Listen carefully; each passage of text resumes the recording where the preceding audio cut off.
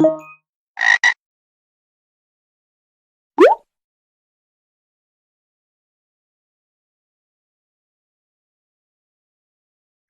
today we're going to be covering this machine over here called Oopsie. It's a very easy box. Well, very easy according to Hack the Box. The standards are very high over at Hack the Box. And we're going to be learning about the following vulnerabilities and or technologies. We're going to be talking about PHP. We're going to be talking about custom applications. We're going to be taking a look at Apache, the server Apache, reconnaissance. We're going to take a look at website structure discovery, and we're going to look at cookie manipulation, SUID exploitation, SUID exploitation, authentication bypass, clear text credentials, arbitrary file upload, insecure direct object reference, otherwise known as IDOR, and we're also going to be looking at path hijacking. So these are all the different topics we're going to be covering in today's module. So let us begin. So the first thing we want to do on this box after it has spun up, and I have started the machine ahead of time so that I don't have to wait for it to initialize and everybody else doesn't have to wait for it to initialize. And what we're going to do is we're going to run an nmap scan. So that's going to be nmap and then -p- for scanning all ports, -vb for scanning very verbosely, which returns output immediately as opposed to when the scan finishes, -t4 for 4 threads, which means that it will run very fast but not too fast. And then we need to paste in the IP address over here. And with that, we're going to be able to run our nmap command. So immediately we discover that there are 2 ports open on this machine. There is port 80 TCP and port 22 TCP. So those 2 ports are associated with HTTP, that is a web server, and port 22 is associated with SSH. So by default, of course, these ports could be running other services aside from the default ones, but it's not very common to encounter that. All right, so everybody, after that, what we can do is we can visit the web page that is associated with this server. Okay, so this is the IP address over here. Of course, it's going to be a different IP address for you, so please copy your own IP address. And what you want to do is you want to go over to a new tab inside of your Kali machine. And I'm assuming, so for this walkthrough, I'm assuming that everybody has access to a Kali Linux attacking machine or something equivalent. So what you want to do is you want to paste in the IP address. You want to put in HTTP:// ahead of it, just so we know that we're accessing the web server, the web page on this IP address. So over here we see Megacore Automotive. All right, so this is some sort of automotive website. And if we scroll down, we see that there's a lot of different sections on this website. One thing we can do when we want to enumerate a new web page is to take a look at the HTTP source, and you can do that by using the Control-U keyboard shortcut. Otherwise, you could right-click on it, right-click on the web page, and then click on View Page Source to view the page source. So immediately when we take a look at this, we see that there are some directories that are being referenced over here. Let me make the text bigger for everybody so you can see. All right, so we see that there are some different directories in here that are being referenced, such as /CSS and /themes. So these are some directories we could manually enumerate by navigating to them, but along with this other code in here, there's also this reference to this directory right here called /cdn-cgi. So this is another directory we could potentially look at, as well as this /js directory over here. Okay, so what we're going to do is we're going to try to navigate to this directory over here, /cdn-cgi. So over here, we're going to manually navigate to /cdn-cgi.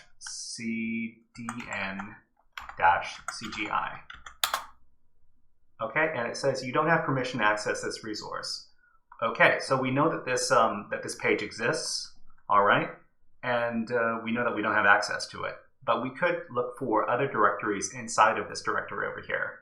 So let's take a little bit of a further look at the code in here. So there's JS, there's scripts. So we could try looking inside the scripts directory as well. Okay, but at the bottom over here is actually what we're looking for. So we've got inside of the CDN CGI directory, there's a login directory over here, as well as a script.js file. So let's go over to CDN CGI/login.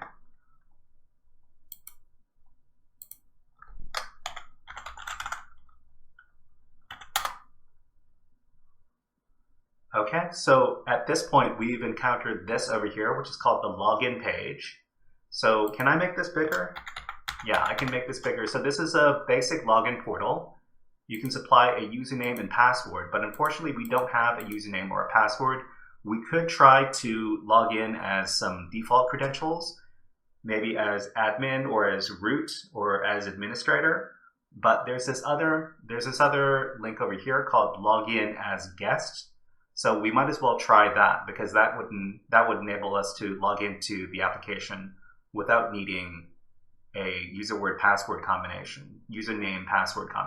So click login as guest, and then we have entered the admin portion of the website. So this is a big no-no. You shouldn't allow guest login to your admin portion of your website over here. That's no good. All right, so we see here repair management system and some fancy cars, Megacorp Automotive, and we see here there's a menu, account, branding, clients, uploads. So it says we're logged in as guest. So we want to try, so here it says upload. So we're going to assume that there's some sort of upload functionality on this web page, which would be very good for us since we're trying to break into this web server. So we could go over to account, and it says here repair management system, access ID, name and email. Okay, so we have access ID as 2233, the name is guest, and the email is guest@megacorp.com. All right, so an interesting thing about this particular page is that if you take a look at the URL parameters over here, it says accounts and ID equals 2. So what would happen if we were to iterate through these numbers? So if we were to try ID equals 1, we would see that this is the information for the admin user for this system. So the access ID is 42322, and the name is admin, and this is admin@megacorp.com. So what this is an example of an indirect object reference vulnerability, otherwise known as an IDOR vulnerability. This is something that you'll see in web apps, and you'll see that the object is being referenced through this number in the URL parameter. So we could try 3. So there's nothing for ID 3. There's probably nothing for ID 4. Oh, there is something for ID 4. Okay, but what we're interested in is the ID that is associated with the parameter number 1 over here. So this is admin. Okay, so another thing we could do is we could take a look at our cookies. So every time we log into a web application, it's usually going to assign you a cookie, and the cookie is going to give you your user session. So over here, inside of my web browser, I can go to more tools, and then I can click on web developer tools. So after I do that, this section over here appears, and what I want to do is I want to go over to the storage tab over here. So storage is this tab right here. You click on that, And we see that we have a couple of cookies associated with, can I make this bigger? I can make it bigger, okay. So we have a couple of cookies associated with this web page. We see one here that says role and the value equals guest. And then there's the user cookie and the ID over here. So what we could do, since we know the ID access number of the admin user, and we know the name that we want, so what we want to do is change the role cookie over here, and we double click on that, and we can change this value to admin. As well, we need to go over to the user cookie over here and change the name of this cookie to the access ID that is associated with admin, which is 34322. So enter that. So this is so the vulnerability being displayed over here is insecure cookies or insecure sessions or insecure session tokens. So cookies are something that that the user can manipulate. The value of valid user tokens is something you want to keep secret from your users. Otherwise, if it were something that was predictable, then bad people could manipulate these cookies in order to do nefarious things. So, which is what we've done right here. Because we were able to modify these cookies, we can now access the website as the admin user. So how do we do this? So we can simply close our developer tools and then reload this page, and then we should have access as the admin user. And it says logged in as guest. Okay, hold on. I must have done something wrong. So I'm going to modify this again. So go down to more tools, web developer tools, and then storage. So role is admin and user ID is 34322.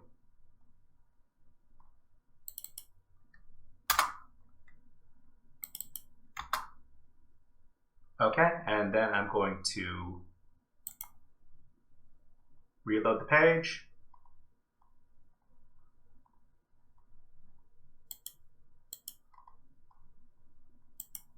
All right, so now it still says logged in as guest, but let's go over to the uploads section. And now it says, now we're able to access the uploads directory. So previously, if you're logged in as a guest, you wouldn't be able to access this portion of the web page. So we see here that we've got brand names and we can upload a file. All right, so if we can upload a file, and what we should do is we should check for an upload directory on this web app. So over here, let's try navigating to an uploads directory. So it says here, forbidden, you don't have permission to access this resource. So this is actually confirmation that this directory exists. So the upload directory exists, but it's forbidden. We don't have permission to see the entire directory, the entire contents of the directory. So this is okay. We've confirmed that the uploads directory exists because it gives us the forbidden message. So we can go back and then we can upload something. So seeing as this is a PHP, this website is running with the PHP engine because the name of this web page over here is admin.php.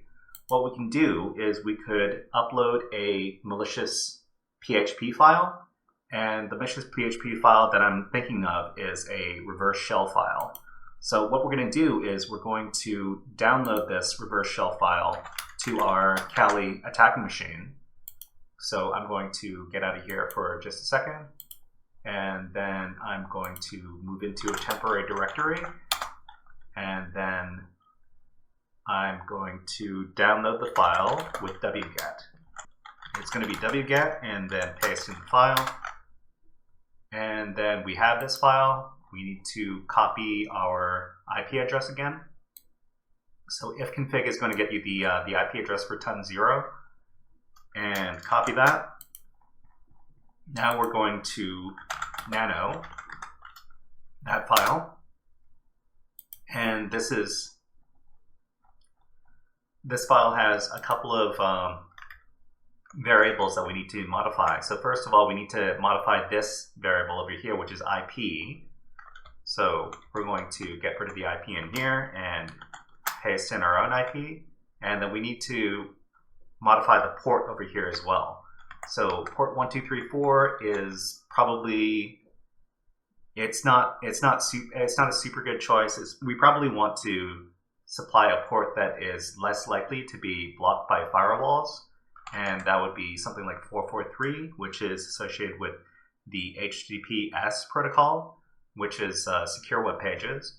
It's less likely to be blocked by firewalls on the web server. So to save this out from Nano, Control X, save modified buffer yes, and just press enter for the file name to write. And now we've modified our file. From here, we can try to upload the file to the web page. So here on the admin panel, and the content equals uploads, what we can do is we can click on the browse button, and then I stored the file in the temp directory. So I'm going to go up to the top and then go down to temp, and it's php reverse shell.php. Okay, so select the file, click open, and then click on upload. So it says the file php reverse shell.php has been uploaded. All right, so we've uploaded the malicious PHP file up to the web server. What we need to do now is we need to prepare a netcat listener to catch the shell when it is when we access it from the web server. So we need to go over to another tab, and what we're going to do is we're going to use netcat with the following flags: NLVP, N for no DNS lookup, L for listening, V for verbose, and P for to specify a port. So we supply 443.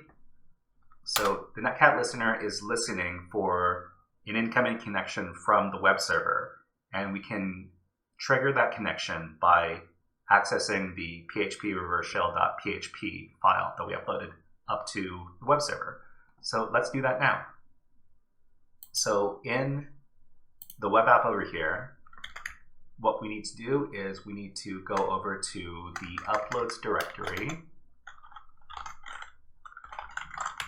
and then the name of the file was php-reverse-shell.php.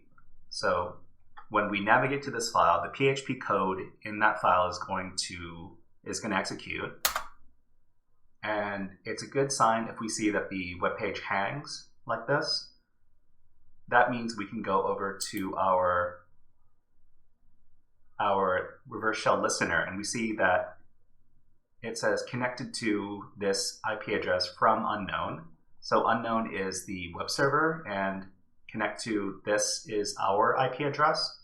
So it says that we have this is a generic Linux distribution over here, and we are the www data user. All right, so we're in. We're in. Okay, so we need to put on our Hollywood hacker voice. We're in. Okay, awesome, awesome. All right, so everybody, what we're going to do now is we're going to do a little bit of poking around. So first of all, we're going to see if we have any sudo permissions. So no TTY present and no ask pass program specified. Interesting, okay. So what we're going to try to do is we're going to try to upgrade our shell a little bit by using Python. So we're going to ask if there's Python installed. Okay, so maybe Python 3, we have Python 3. So we're going to use a Python 3 command. So this one is import pty as in sudo terminal, and we're going to pty.spawn, that's a function which lets us spawn a sudo terminal, and it's going to be bin bash. So this Python command is going to let us upgrade the quality of our shell just a little bit. Okay, And now we're going to ask if we have any sudo.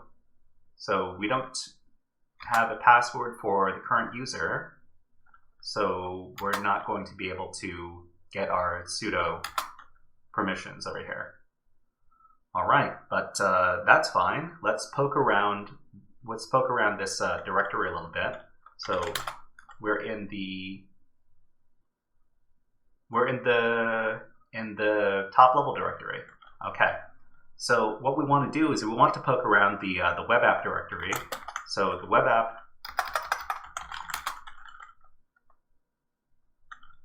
is going to be in the /var/www/html directory. And we see that in here is a bunch of different files, as well as some other directories over here.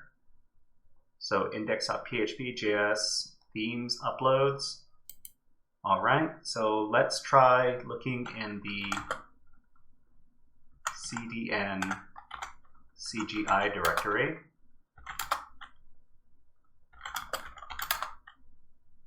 Okay, and then there's a login directory over here. Okay, so we've got some PHP files over here. There's admin.php, there's db.php, and there's index.php, and there's a script.js file as well. So the file that we haven't looked at is the db file, db.php. So we can try to read that file and see if there's anything interesting in there. So inside of this db.php file is some database information. And in this file, we see that there is a username and a password. So there's this username here, Robert, and there's a password, Megacorp user in LeetSpeak. So what we could do is we could try elevating our privileges by logging in through SSH as the Robert user. So let's try that. So what we're going to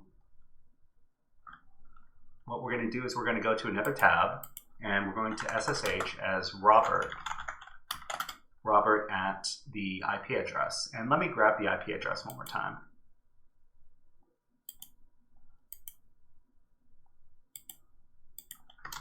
Okay, so we're going to try to SSH connect as the Robert user. And I'm going to say yes to continue connecting, and it's going to ask for the password. So the password is over here. We can copy it. And then on the other tab, we can paste in the password. Okay, and now we have an actual shell. We have an SSH shell now. So we're going to ask, I'm going to clear this off, and we're in Robert's home directory. And what's in here? So there is the user.txt file over here. What we're going to do is we're going to read this file because we're going to need this file for later when we're answering questions. Okay, so this is the flag value for user.txt. I'm going to paste it into one of my notes, into my notes. And we're going to be using it later. So let me find my place. Okay.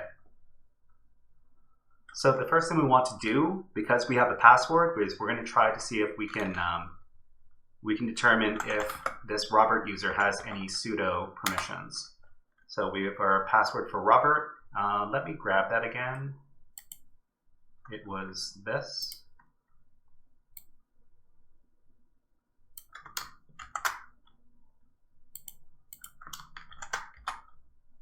And it says, sorry, user Robert may not run sudo on Oopsie. Okay, so the next thing that I like to do when I achieve a foothold on a Linux system is I try to look for suid ID binaries, set user ID binaries. And the way you do that is you run the following command.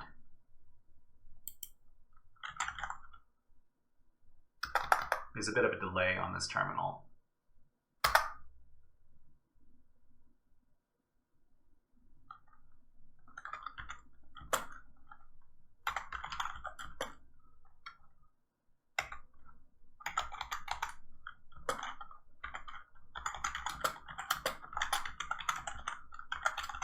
Okay, so this command is going to look for suid binaries, and those are binaries that run as root, and they could potentially be used as privilege escalation methods.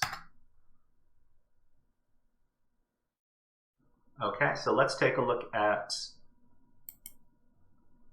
the different binaries that are part of this list. So I don't see anything unusual over here.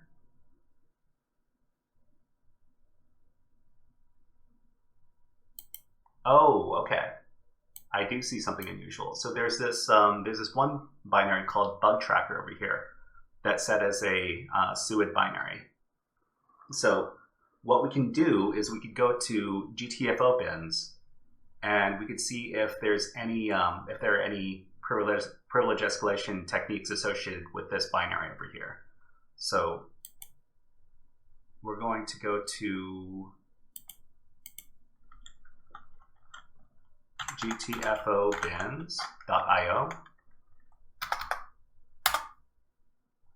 and we're going to search for this binary over here called bug tracker. So bug tracker is not in GTFO bins, so that indicates to me that this is some sort of custom binary, and which means that we need to check it out manually. So let's go over to take a look at where this binary is. Right over here, copy that, and we're going to take a look at the permissions on this file.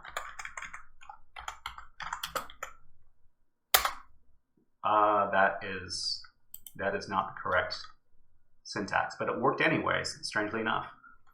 Okay, so this is a suid set user ID binary, which is going to run as root because the owner of the file is root. So bug tracker, this file right here, this binary, always runs as the root user, which means it could be used as a method of privilege escalation. So let's try running the binary and see what happens. So we run this, and it says EV bug tracker, provide bug ID. Okay, so let's try one. And it says here, when loading library and firmware, it seems to have crashed. Okay, so what this is this binary lets you read some files. So we could run this again and provide another integer, okay, number 2. But what we could try is we could try feeding this a non-integer input. So just anything will do. Okay, so this is not expected, and we can run it again. And when we try to run some sort of string, it says cat root reports test.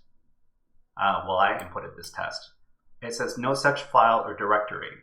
So the word cat in the error message over here indicates to me that this bug tracker binary might be using the cat binary as part of its process as well. It seems that the files that it's reading are located in the root reports directory right here.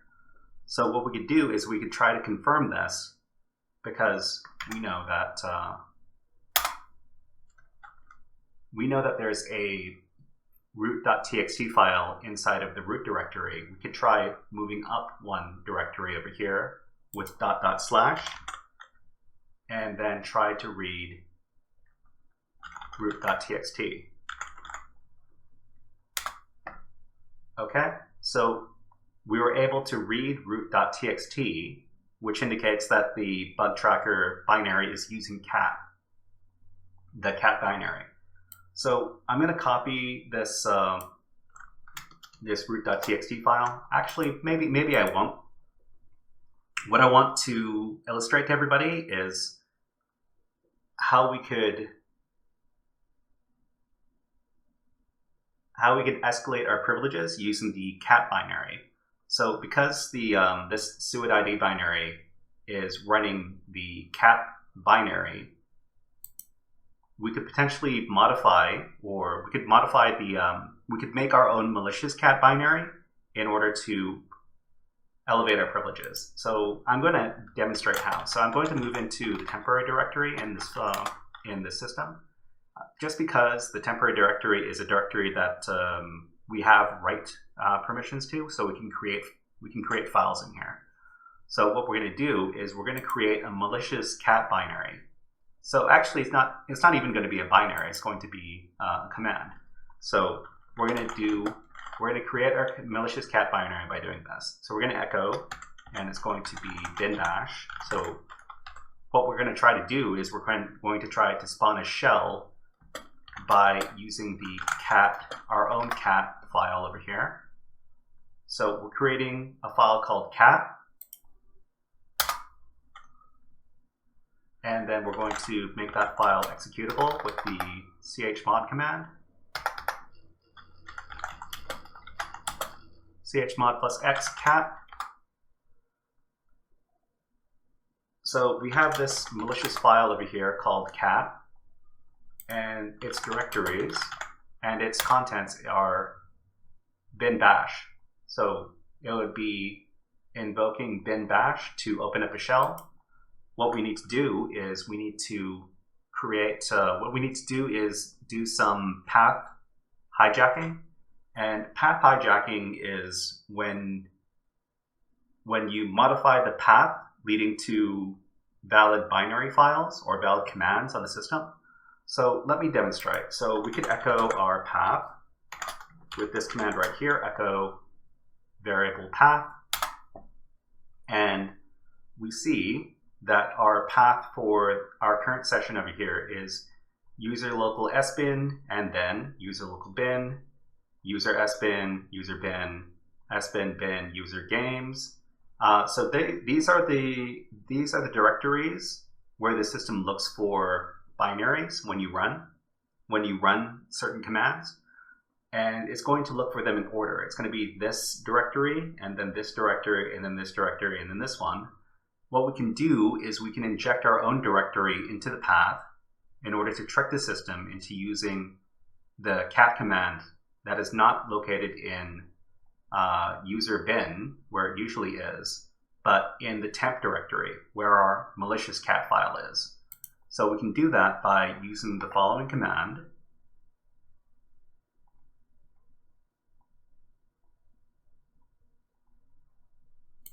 It's going to be export path equals /tmp : $path. So after we've done that, when we echo our path variable again,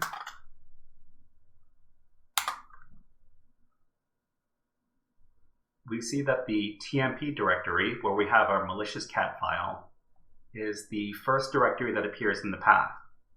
So in theory, that means that when we run the bug tracker program, and when we try to read a file, and it tries to use the cat binary, it's going to look in the temp directory first, where we have our malicious cat file, and that's going to spawn us a root shell. So let's demonstrate. So it's so I think it was user bin bug tracker. So we're going to run this. We're going to provide a bug ID of 1, and then it spawns a shell. So when it spawns a shell, I ask, who am I? And I'm root. Okay, so we've effectively finished this module over here. So an interesting side effect of spawning this root shell is that now that our path includes this fraudulent cat binary over here, we can't use the cat command anymore, except that we can just delete this file. So rmcat, and then we can navigate to the root directory.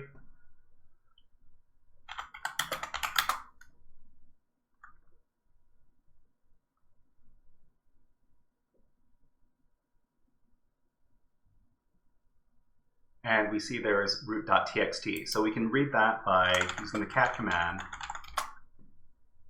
And now we're done. Okay, so before we finish off this module, I'm going to copy this over to my notes so I can paste it in later.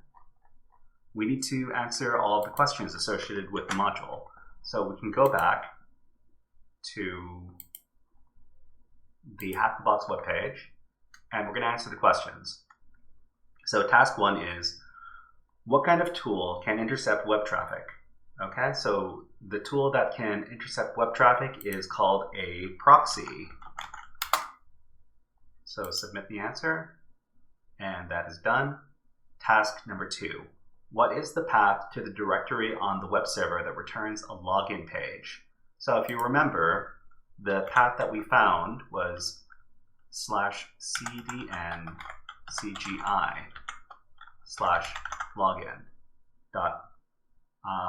So /login. That was the path. We're going to submit that as the answer. Okay, so let's try submitting that again without the slash. Okay, that was the answer. Task 3. What can be modified in Firefox to get access to the upload page? So what we needed to modify in order to get access to the upload page is we need to modify our cookie. So the cookie value, submit that. All right, next question. What is the access ID of the admin user? So if you remember, the access ID of the admin user was 34322. Next question is, on uploading a file, what directory does that file appear in on the server? That would be the uploads directory. Question number 6. What is the file that contains the password that is shared with the Robert user? So this refers to the db.php file where we found the Robert user's credentials. So that is going to be db.php. And we're going to submit that as the answer. What executable is run with the option -group bug tracker to identify all files owned by the bug tracker group? Okay, so this is something we didn't do, but the Robert user was actually part of the bug tracker group. And this command right here is something we could have done to point us towards the bug tracker binary, which we use to exploit the system. So the answer over here is find. We can use find-group bug tracker to find all the files in the bug tracker group. So submit that as the answer.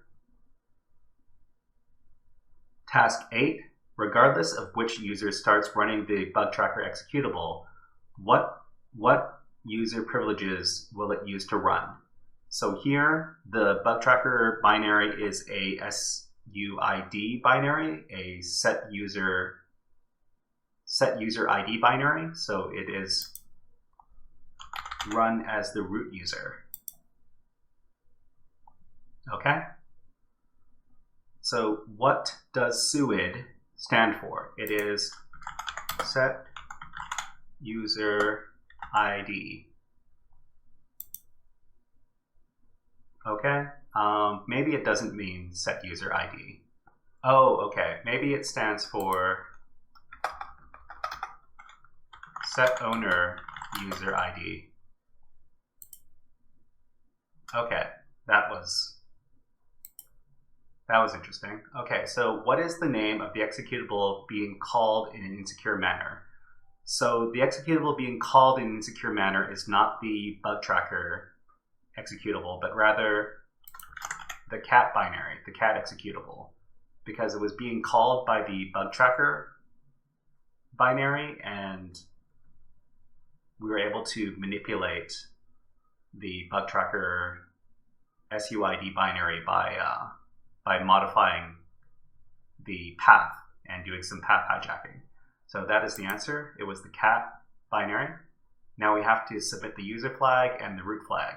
All right, so I'm going to copy my user flag.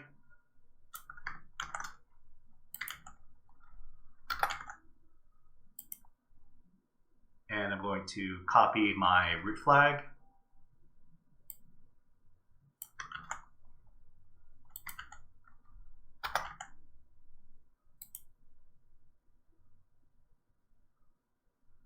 And with that, we are finished. Okay, so it says Oopsie has been pwned. All right, so thank you very much. And we are done. Hey there, HackerFrogs! Are you enjoying this workshop? Learning new concepts and skills? If so, there's a way you can support the channel, and it's totally free.